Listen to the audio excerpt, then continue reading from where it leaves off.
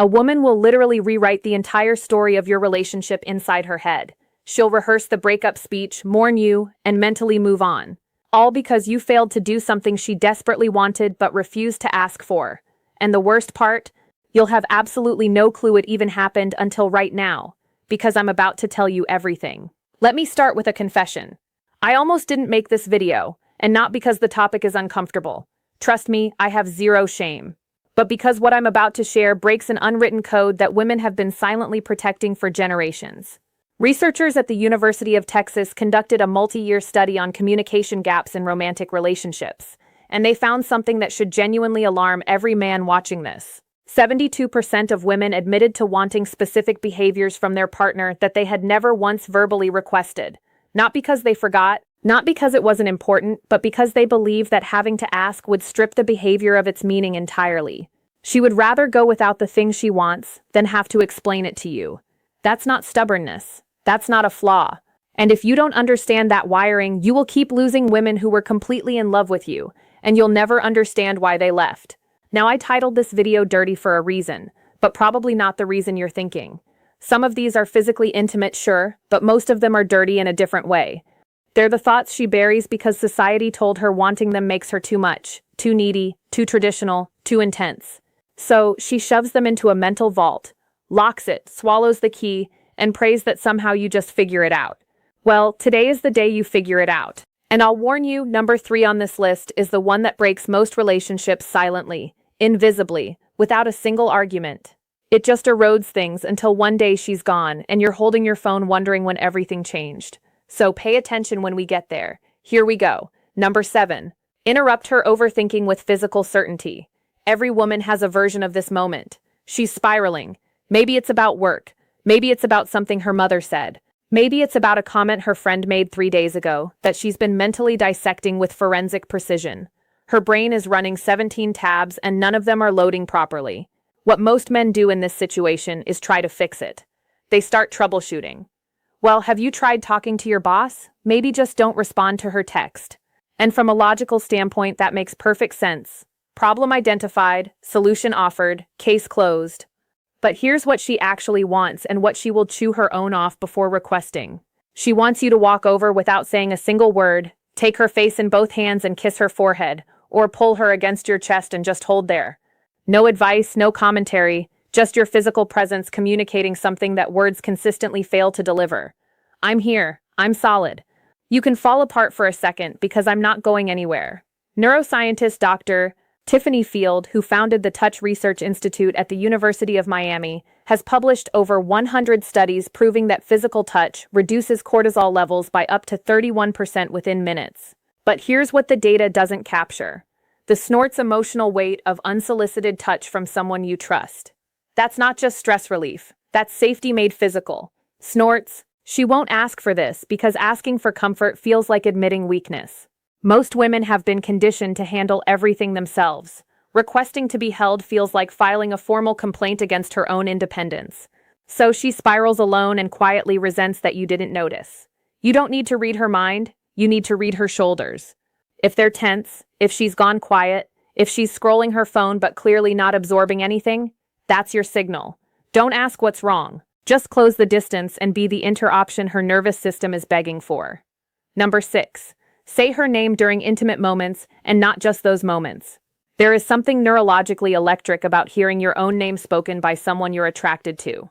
A study from the journal Brain Research found that hearing your own name activates specific regions of the left hemisphere associated with self-representation and identity processing. Your name is the one word in any language that your brain treats as fundamentally yours. Now apply that to intimacy. Not just physical intimacy, though. Yes, absolutely that. But also the quiet moments when you're cooking together and he says your name before asking you to hand him the salt. When you're walking ahead of him and he calls your name just to make you turn around so he can look at you. When he's telling a story to his friends and says, "So then Sarah turns to me." And the fact that she exists in his narrative by name, not as my girlfriend or she, but as her. Most men default to pet names. Babe, baby, hun, those are warm and familiar but also generic. Every woman he's ever dated was probably babe at some point. Her name, though, that's exclusively hers. And when you use it in a moment of intensity, a whispered confession, A heated argument where you stop and say her actual name. A moment of closeness where her is the only word you can manage. That creates a response that pet names simply cannot replicate. She'll never ask you to use her name more often, because that would make it feel manufactured. The power is that it feels instinctive. Like you're so consumed by her specifically that her name is the word your brain reaches for automatically. Number 5, handle another man's attention toward her with calm dominance, not reactive jealousy. This one is spicy, and I know it's going to trigger some debate, so let me be precise. She does not want you to start a fight or make a scene. That's not attractive. That's a liability. But she also doesn't want you to be completely unbothered. If another man is clearly flirting with her, and you just sit there sipping your drink with zero reaction, she registers that. And what she registers is not, wow, he's so secure. What she registers is, he doesn't care enough to respond. The sweet spot is calm, measured possessiveness. You walk over, you place your hand on her lower back. You look the other guy in the eye with completely relaxed confidence that says, I see exactly what you're doing, and I'm not even slightly threatened, but she's with me and we both know it. Maybe you extend a handshake. Maybe you introduce yourself. Maybe you simply redirect the conversation with a casual smile that communicates absolute ownership of the situation. Evolutionary psychologist Dr. David Buss found that women consistently rated proportional mate guarding as attractive. The key word is proportional.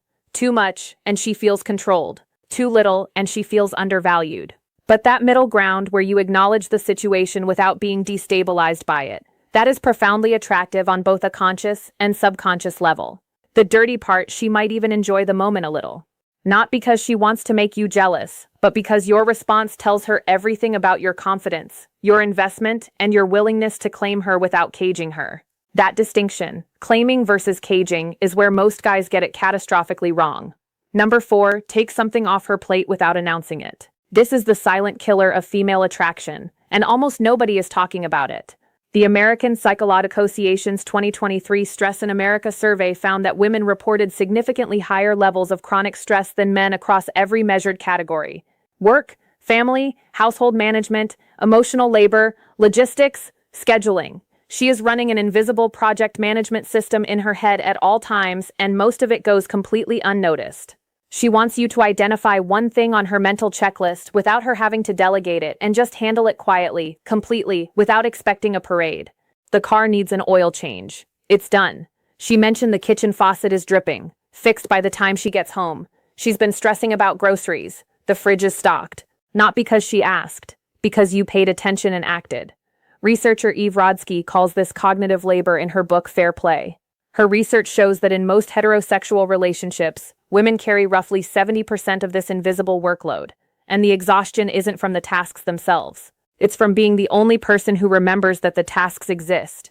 When a man proactively handles something without being told, it creates a wave of relief and attraction that is almost embarrassingly powerful. She feels genuinely cared for.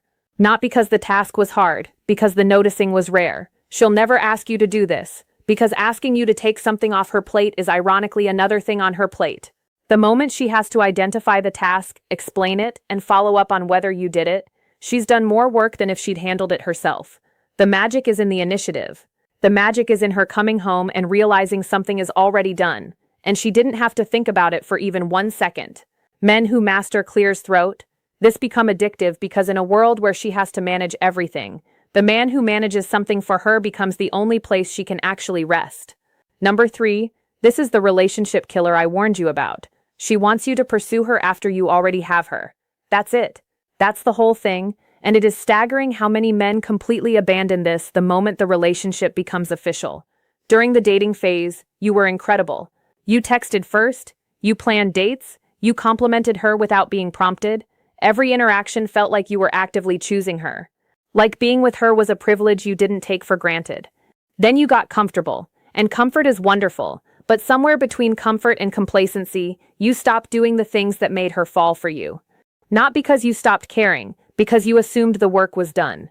Dr. John Gottman, whose research has predicted divorce with over 90% accuracy, identifies this as the erosion of turning toward. His data shows that couples who eventually separated had a turning toward rate of only 33%, while couples who stayed together maintained a rate above 80%. She doesn't need grand romantic gestures every week. She needs evidence, consistent, undeniable evidence that you would choose her again today. That if you met her for the first time this afternoon, you'd still pursue her. That she hasn't become furniture in your life. She will never vocalize this because saying, "I need you to pursue me again," feels desperate. So instead, she goes quiet, she pulls back. She starts investing less because you invested less first. And by the time the conversation happens, if it ever does, the distance has already hardened into something much more difficult to reverse. A random Tuesday text that says, "I was just thinking about you and had to tell you," takes 4 seconds to send and can sustain weeks of emotional connection. A planned date night, not because she asked, but because you refused to stop being the man who plans things, communicates more than 1,000 "I love yous" on autopilot. The men who keep pursuing their partners long after the chase is over are the men whose partners never stop being in love with them. The men who stop, they become roommates slowly, painlessly, and then all at once. Number 2, be verbally explicit about your desire for her, specifically her. Most men think women want to hear that they're beautiful, and they do, but your beautiful is the baseline. It's the equivalent of tipping 15% snorts expected, and it doesn't leave an impression. What she actually wants, what makes her replay your words at 2 a.m. in the morning, is snort specificity. Not you're beautiful, but the way you tilt your head when you're thinking about something serious makes it physically difficult for me to concentrate. Not "I'm attracted to you, but I watched you walk across the room at that party, and I forgot I was mid-conversation with someone." Not "you look good, but that thing you did with your hair today. I've been distracted since this morning, and it's becoming a problem." The dirty element here is intensity. She wants to feel like your attraction to her is slightly unmanageable. Not in a threatening way, in a way that communicates, "You have disrupted my ability to function normally, and I am not even a little bit sorry about it." That raw, almost confessional quality, where you're not delivering a compliment but admitting to a condition, that's what makes women feel genuinely desired. She'll never ask for this, because you can't request obsession. It has to come from authentic overwhelm, and the beautiful thing is, if you actually feel it, all you have to do is stop censoring yourself. The thoughts are already there. You're just not saying them out loud. Start saying them out loud. Number 1, physically move her. I saved this for last because it's the one that makes women lose their composure fastest, and it's the one men are most hesitant to do. She wants you to physically guide her, move her, reposition her with confidence and without asking first. Hand on her waist, steering her to the other side of the sidewalk so she's not walking next to traffic. Fingers laced through hers, pulling her in a different direction because you spotted something you want to show her. Palm against her lower back, guiding her through a doorway, hand on her thigh under the table. Not groping, not performing, just present. Standing behind her, both hands on her hips, gently turning her towards something. A study published in Evolutionary Behavioral Sciences found that women rated physical assertiveness, defined as confident, not aggressive physical guidance, as one of the top 5 indicators of a desirable partner. This behavior activated associations with protection, decisiveness, and physical confidence simultaneously. The psychology behind this is primal. Physical movement communicates that you're present in your body, comfortable in your strength, and confident enough to occupy space and to include her in that space. The reason this is number 1 is because it operates entirely outside of language. You can't fake this with words. You can't text it. It only exists in real time, in the electricity of physical proximity, and the confidence to close that distance without hesitation. She will never say, "I wish you would just grab me and move me where you want me." But every time your hand finds her waist and redirects her, every time you pull her closer without explanation, you become the man she compares every fictional character and every passing fantasy to. And none of them win because they're not real. And you're standing right there with your hand on her back, proving that reality is better. So now you have them. 7 things women have been silently wishing for and stubbornly refusing to verbalize since the beginning of recorded romantic history. The fact that you watched this entire video tells me you're not the kind of man who assumes he already knows everything. You're the kind who actually wants to understand. That quality alone puts you ahead of 90% of the men she's ever encountered. But knowledge without action is just trivia. I didn't make this video so you could store these as interesting facts. I made it so you could use them tonight, tomorrow, in the next quiet moment where you choose between playing it safe and doing something that actually makes her feel something. Choose the second option every time. Now here's something that ties everything together in a way that might genuinely change your next interaction with her. While you've been sitting here learning what she secretly wants, there's an entirely separate reality playing out on her end that you're probably blind to. She's been watching YouTube. She's been evaluating, calculating, and in many cases she's already made her decision about you.